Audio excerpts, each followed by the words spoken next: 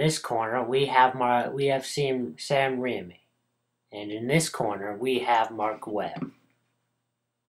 Raimi's work of art, Spider-Man 2002, which came out in 2002, which is obvious by the name, but it was awesome. And Marc Webb's also work of art, The Amazing Spider-Man, which rebooted the 2002's Spider-Man. Both films had one thing that was incredibly remarkable. They casted Andrew Garfield and Tobey Maguire as Spider-Man. Both memorable and both really good at acting. But round one. What's a Spider-Man movie without a love interest? Well, now, round one is the love interest. That is the round where we will be going through Peter Parker's love interests. Mary Jane versus Gwen Stacy. Some people like the scene where they are kissing in the rain, upside down, the upside down kiss. Very famous. Very, very famous. But still, she wasn't as great as yours truly. A lot of you guys agree with me.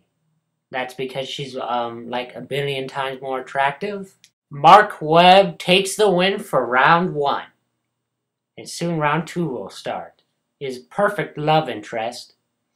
And I hear he's done many romantic things, like romantic music videos. Perfect for the lover setting. Round two. Now what would Spider-Man be without his duds? He'd just be man. Or Peter Parker.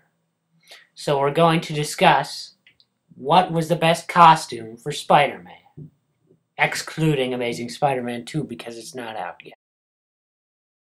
The fancy duds that Tobey Maguire does when he becomes Spider-Man. These are truly the greatest outfit I've ever seen. Is it better than Andrew Garfield's? Well, a lot of times I ask myself when I watch this film, Spider-Man, what are you wearing? What is this costume nightmare? So we know who takes the win. And Sam Raimi takes the win for round two because of his modernized and incredible costume that he created with.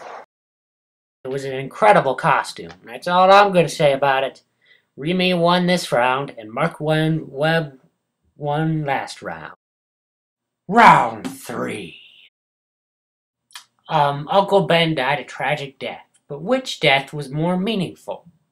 We're going to discuss that, right? In Sam Raimi's trilogy, he died like an old man, like he's supposed to die. He got shot. He didn't try to save anybody. Unlike good old Marc Webb's Martin Sheen, Uncle. Uncle Ben is not a superhero. He tried to save that chick. I understand why, but he tried to grab the gun. He could have just called the cops. Though it would have been too late, but still. It was a meaningless death. Meaningless. And once again, Sam Raimi has won on round three. Next up is round four. Round four.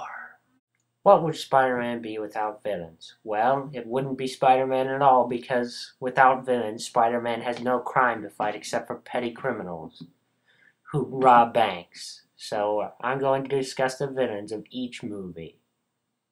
He had nice newfangled duds, but still, that clearly wasn't enough for Raimi to win. Because he wasn't that great of a villain. He was threatening, sure, but he wasn't a great villain at all.